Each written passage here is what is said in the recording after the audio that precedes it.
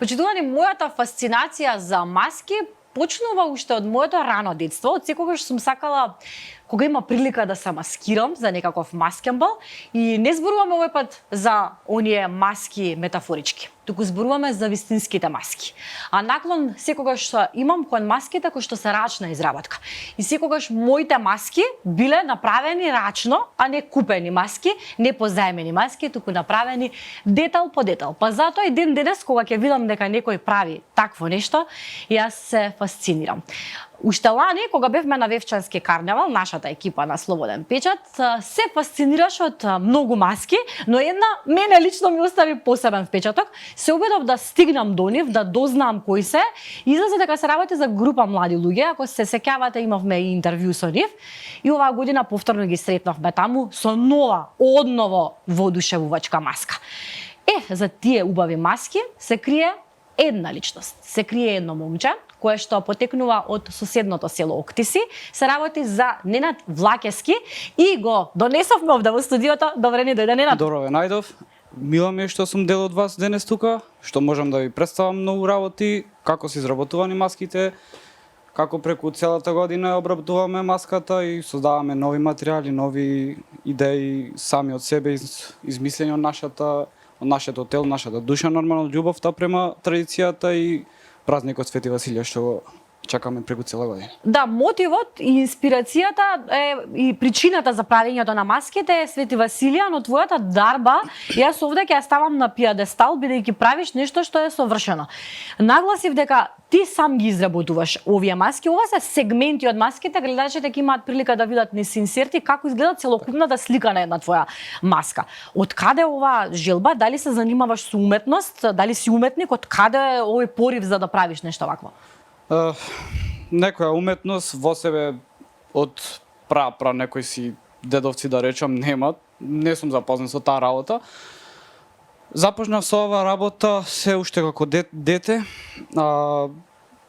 Благодарение на татко ми кој ме носеше, нели, по оваа традиција ме одледуваше, ми кажуваше како стојат работите и така ми се роди некоја љубов према оваа работа, иако кога помал немав некоја, така да кажам, парична надоместок за да ја обработувам некои вакви работи, и искрено кога почнав да придобивам финансиски средства, бев прилично свесен дека можам да си придобивам вакви материјали самиот на себе и дека можам да обработувам повеќе работи и да работам на тоа многу повеќе, да изгледа нешто нели пореално, по нешто што никој до сега не го видел и што може да го фасцинира, нели, народот и самата група на луѓе кои доаѓаат на тие 2 дена. Ти кога беше дете, уште тогаш се маскираше и твоите ти правеа вакви исто рачно изработени маски од дома? Да, така, татко ми со својата група, нели, на времето правел исто така, тој сам ги правел маските, ги облекувал, што се вика, ги викал, до ден денес беше така, но нели како што ви спомнав, со самото намалување и целување на луѓето се намали групата, сега тој и сам се прави, има сака и со мене да иде некој пат, ама сега зборуваш за твоето село, во селото Октиси исто така се маскирате, исто како во Вевчани. Да ја направиме таа паралела. И тогаш исто така масовно се маскираа како пред неколку години луѓето таму. Да, имаше доста масовност, луѓето бе и да немаше преку цела година во селото, нели, она си доаѓа за тие 2 дена, се отвора куќите, нормално се тераше традицијата како што треба. Но со тек на време, нели, како што е во мода иселувањето, луѓето и одат и веќе не се враќаат како порано. Остануваат празни куќите скоро. Значи, расчистивме, ти не си уметник, сосема друга работа имаш, со сосема друго нешто се занимаваш, но имаш дарбата во себе. Која е првата маска што ја правиш? Првата маска беше поточно на Вевчанскиот карневал. Беше во заедно група, но бевме во 2019 година, нема ментално некоја си остаток од таа маска, не знам дали ја дадов на некого ја позајмив или не знам, не се сеќавам.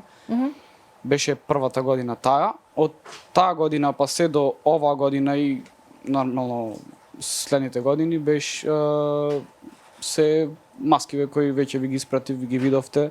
и ги прикажуваме тука. Има доста маски што не сум ги истел на Вевчанскиот карневал, останале за некој пат или се искористувале тие детали од нивните маски за овие и слично.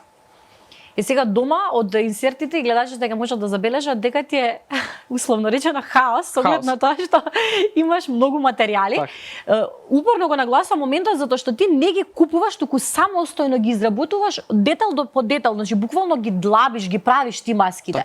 Правиш од различни материјали, така? Да, правам од има доста материјали што се искористуваат во маски, правам од пурпена, од природна пластика, топење, од гипс, од доста разни материјали што можат да користат, нели, за маска за изработка. И да издржат, да бидат издржливи. Така, затоа што е за надворешна употреба. Така, и стојат преку цела година, како што можете да видите, се уште се живи.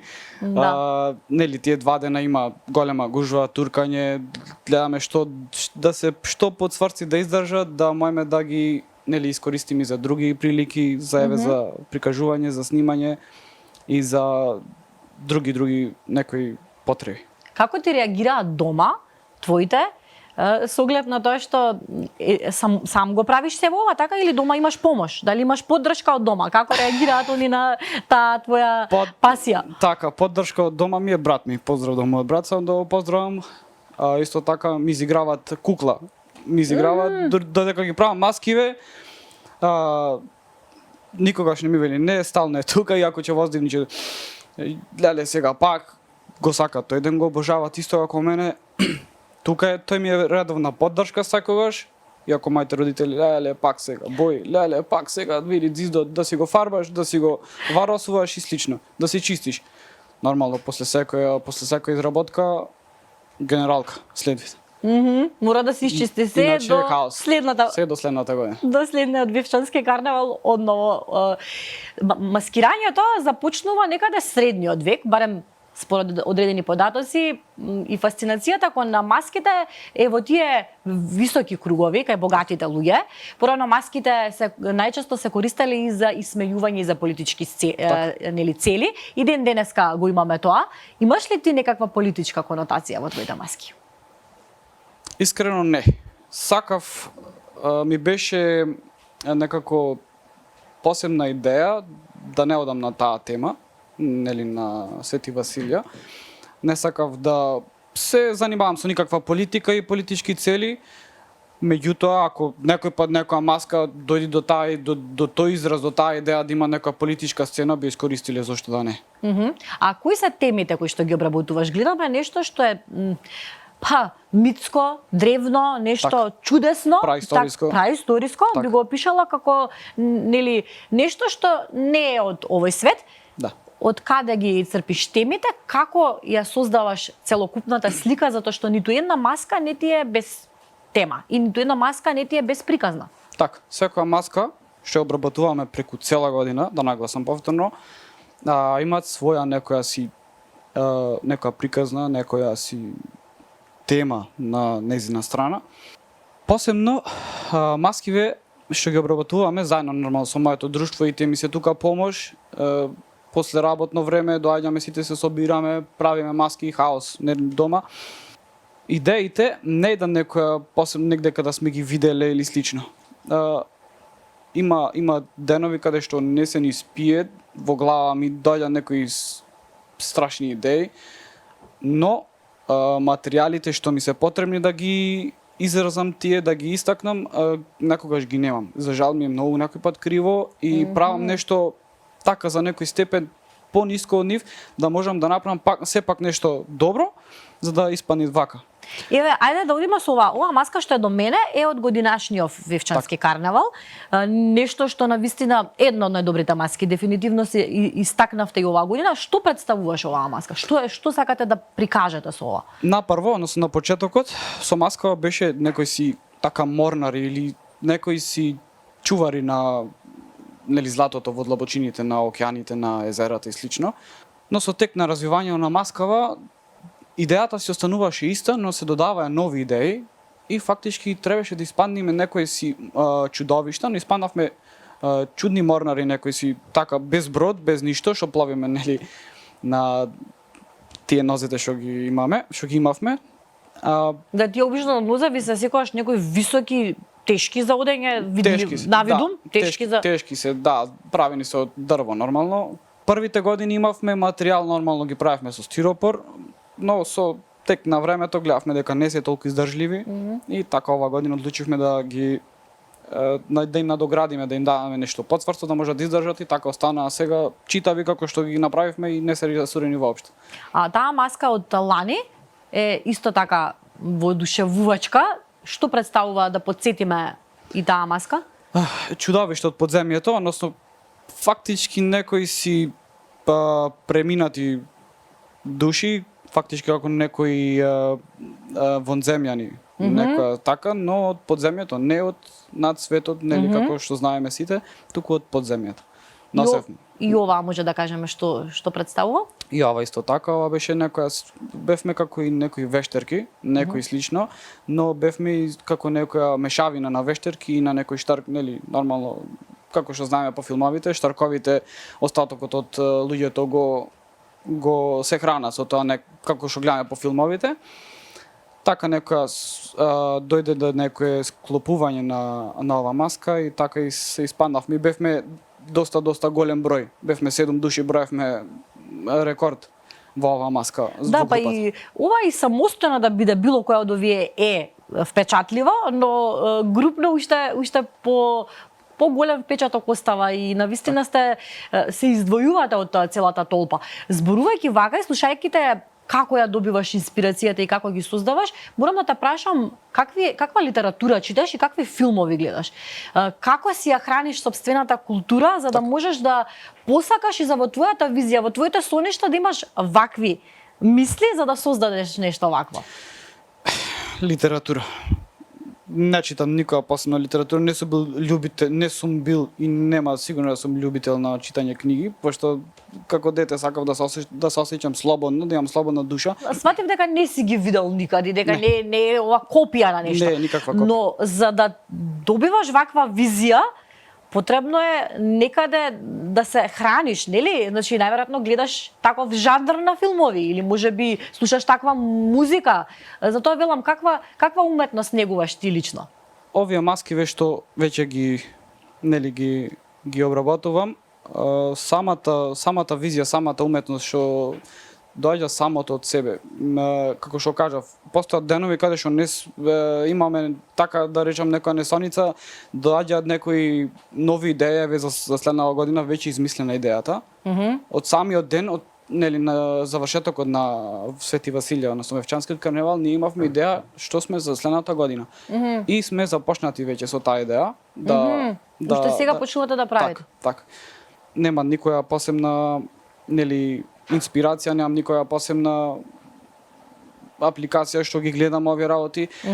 Се што ми се врти во главата, го цртам, го запишувам и потоа по скицата обработувам. Да, затоа се чудам од каде ти се вртат вакви мисли, затоа што ова не е дел од нашето секојдневие. Повторно од некаде можеби убаво рече можеби некој прадедо што можеби ни ти не си свесен дека тлее во тебе.